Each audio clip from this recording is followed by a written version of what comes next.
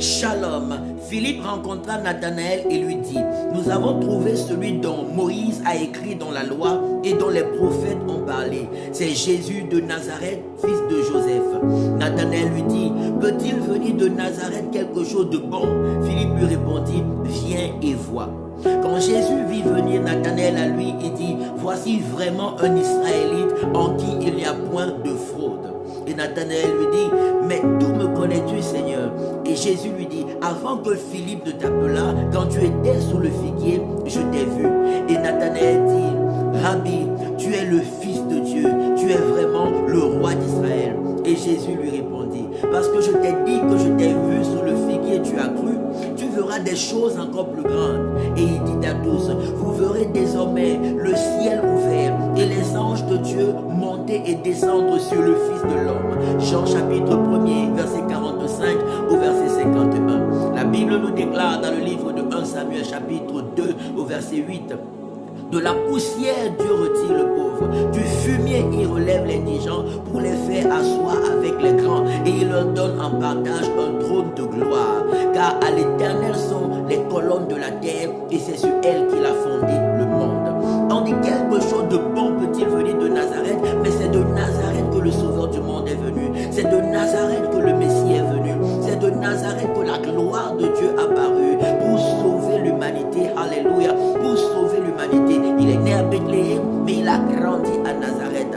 Beaucoup se demandent, est-ce que quelque chose de bon peut venir de ta maison? Est-ce que quelque chose de bon peut venir de ta famille? Est-ce que quelque chose de bon peut venir de toi vu ton background? Est-ce que quelque chose de bon peut venir de vous, de glorieux?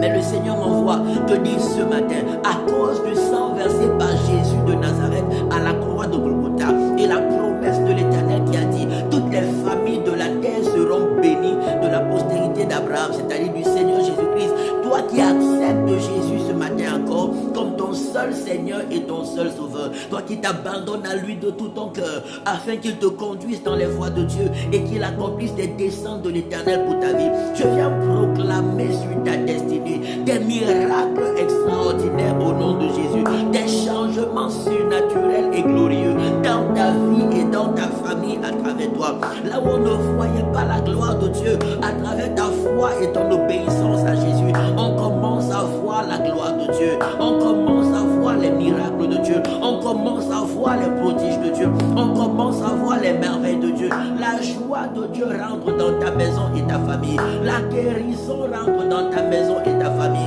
la délivrance entre dans ta maison et ta famille, la restauration divine entre dans ta maison et ta famille, l'élévation et le succès divin entre dans ta maison et ta famille par le feu de Dieu et le sang de Jésus. Les chaînes de limitation, les chaînes de malédiction, les chaînes d'échec, les chaînes de ténèbres sont brisées et calcinées au nom de Jésus, sont brisées et calcinées au nom de Jésus, sont brisées et calcinées au nom puissant de Jésus-Christ de Nazareth. La gloire de Dieu est ton partage par le sang de Jésus et le feu de Dieu.